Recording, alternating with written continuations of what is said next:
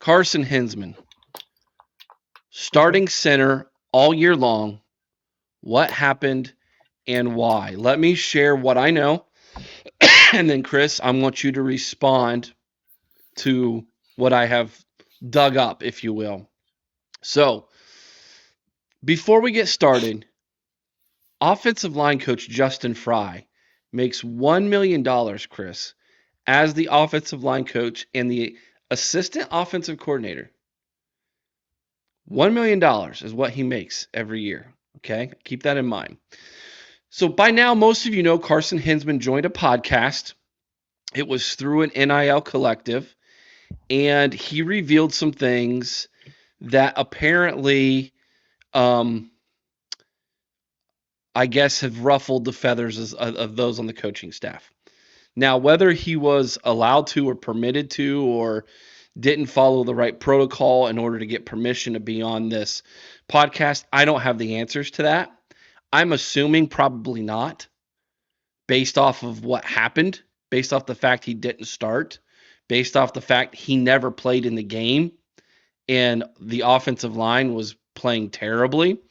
But here is what I was able to get a list of things that he spoke on this podcast, Chris. He claimed at the time of this podcast, which was around, I believe, on December 20th, that Ohio State had only at that time had 6 practices, and said that a lot of these were quote unquote light workouts. So 6 practices from the end of the game against the team up north to when he was on the podcast on December 20th, the team had only had 6 practices. That's not including the practices that happened after that date and while they were in Texas. Okay? So I've seen some reports out there saying Ohio State only had 6 practices. No, that's not true. They had 6 practices, light workouts, before December 20th. Okay? He also said that his diet consists of 600 calories per day, and that Mickey Mariotti conducts daily weigh-ins for players to ensure that they stay on track. Hinzman admitted that he was close to 20 pounds underweight for the Notre Dame game, and that because of this, his eating schedule was broken down from him from 8 a.m. to 8 p.m., and that he hated that. Okay. That's just football, bud. Yeah. Yeah. It's going to be the same thing at the man next up. level. That's anywhere. Yeah. Yeah, that's the way it's going to be if you're going to be a big time, star football player.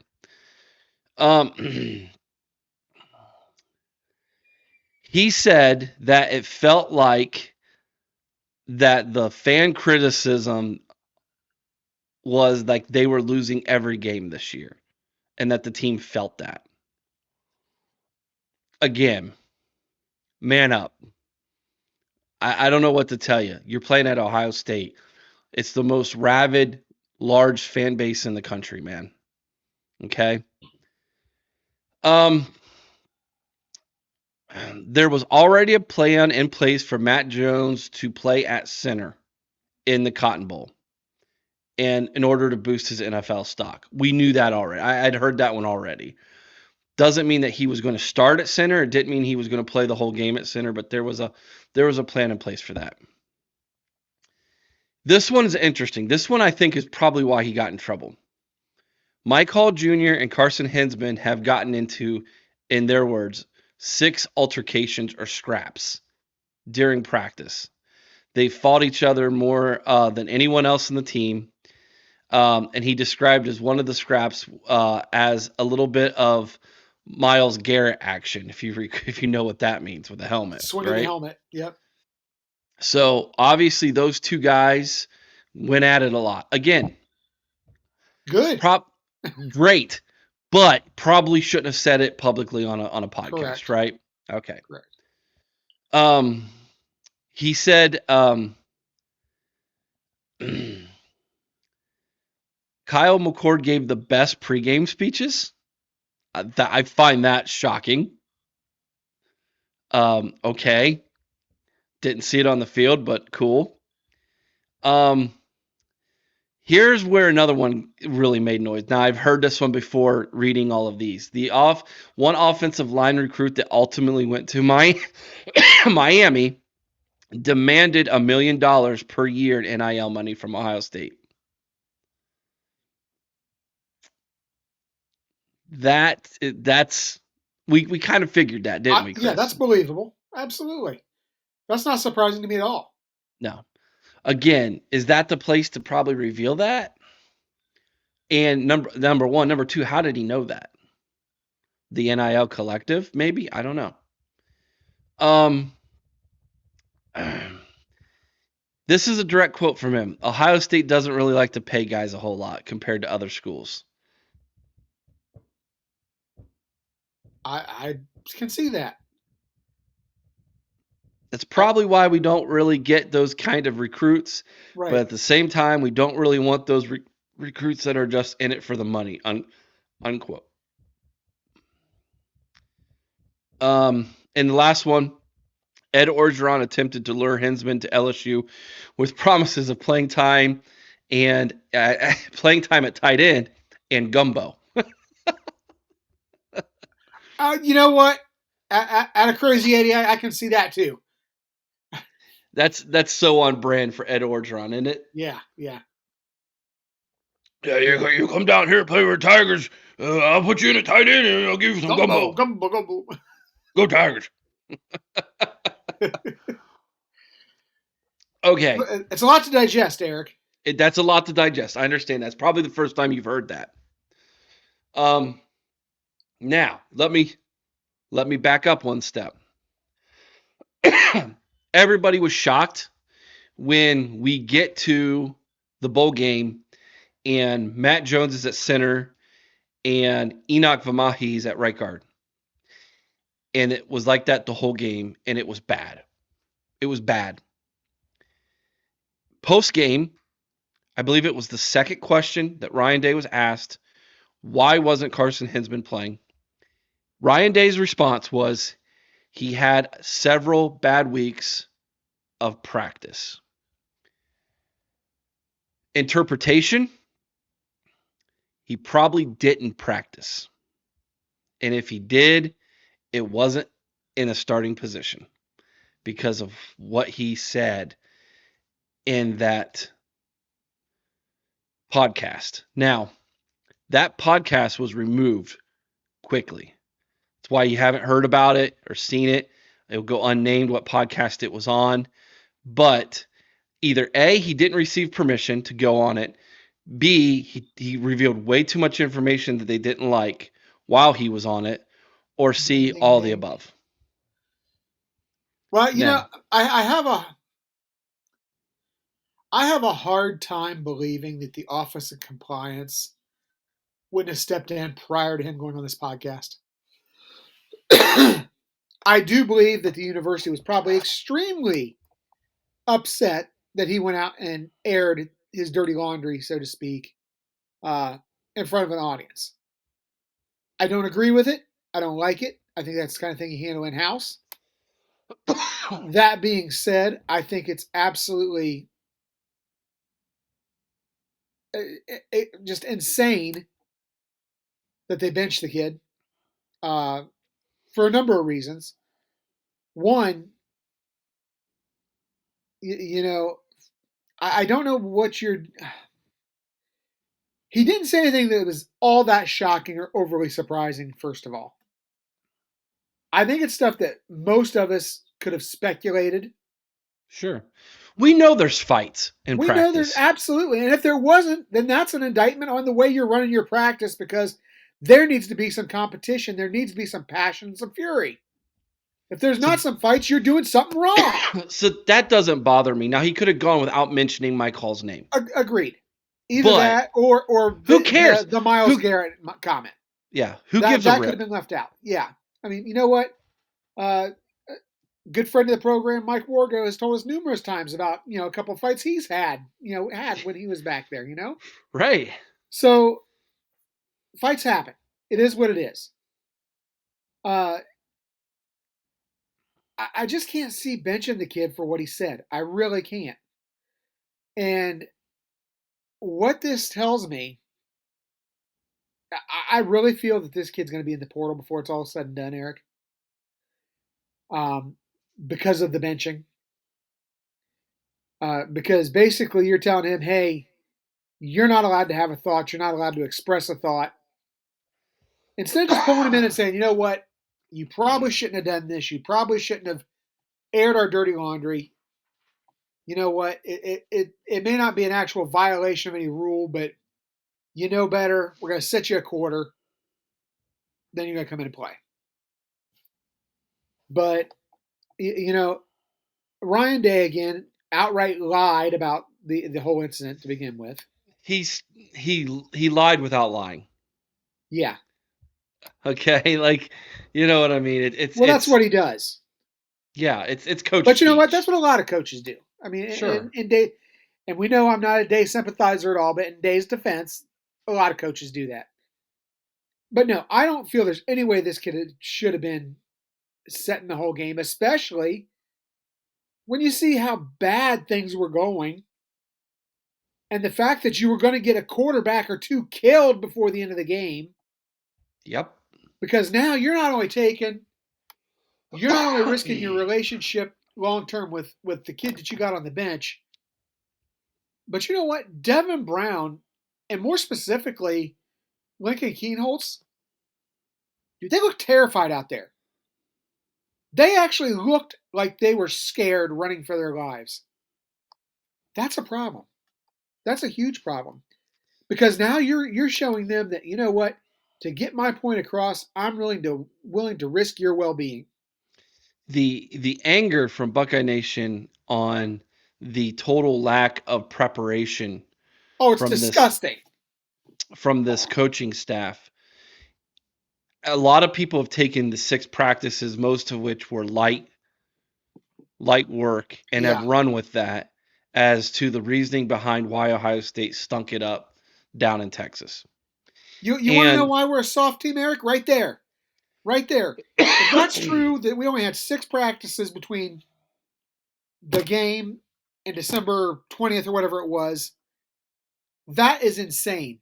The way that we played against Michigan and the way we have played historically against Michigan for the last 3 years, the hell with 1 practice. I would have been having 2-a-days to try to get things straight, especially if I'm Ryan Day, who knows that if you lose to Missouri, your seat got even hotter.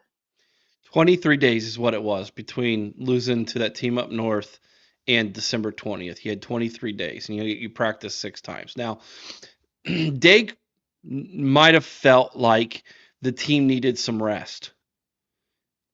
Usually, a coach will give you in that time frame a week.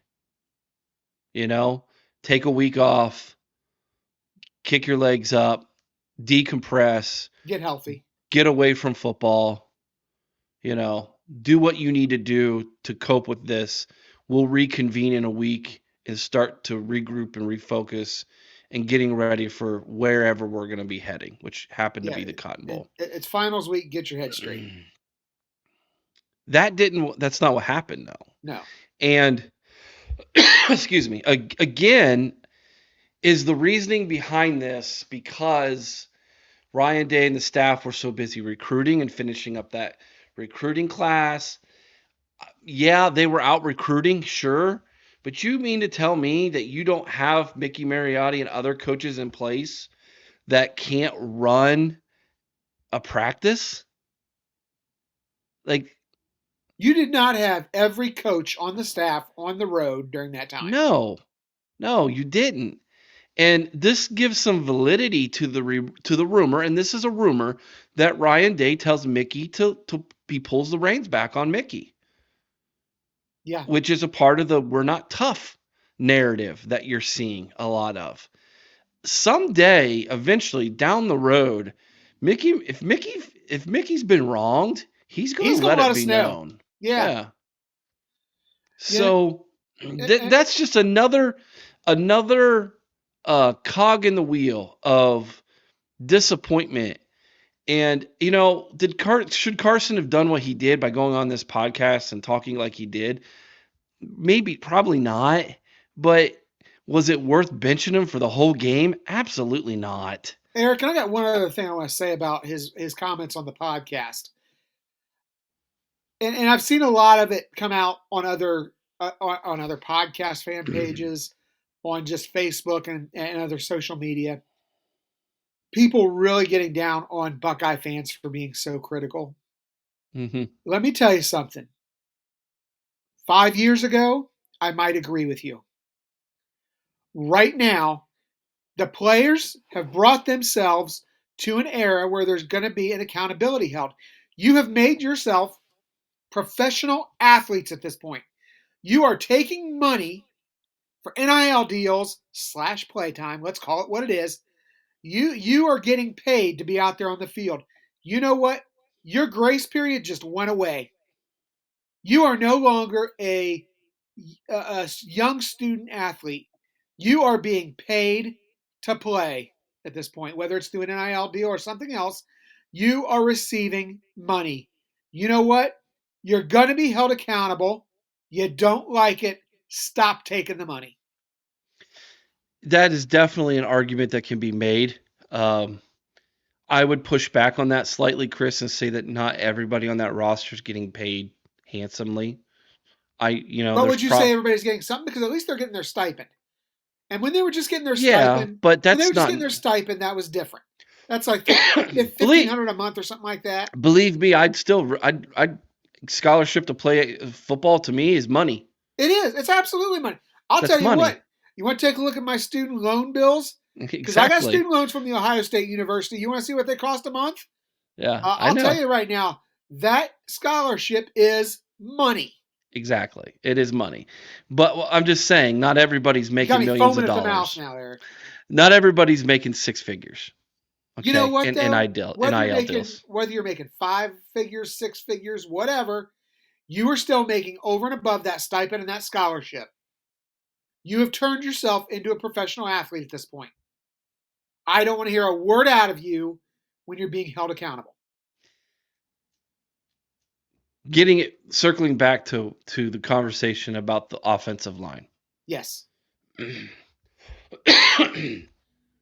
Again, I don't think it was a benchable offense to put him out of the game for the whole game. And like I said, a quarter at most.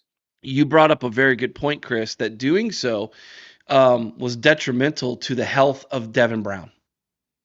Yeah. Now I understand that it happened when he planted and was trying to move, and he was avoiding a rush that came up the middle. Go watch the play. Yeah. Matthew Jones, God bless him. I understand he was trying to make himself more valuable by showing NFL scouts I can play center as well. But let's be honest, his best value is at guard. It wasn't at center because Enoch Vamahi, despite his recruiting ranking 4 years ago, when he was a late get and we were all so excited about him, he has been a huge disappointment at Ohio State and showed why he doesn't need to be playing. He doesn't. Well, and you know what? The bigger disappointment, Eric, is the fact that came in as talented as he was, and he's had zero development, just like half the other guys on this line. Zero. Or they've regressed. Yes. So that's what happened. Okay. It wasn't. I'd heard that he couldn't snap the ball. He had like the Chuck Knobloch throwing the ball from second base to first base, whoopsies going on. That wasn't that for a second. I don't, not for 1 second. And even if he was,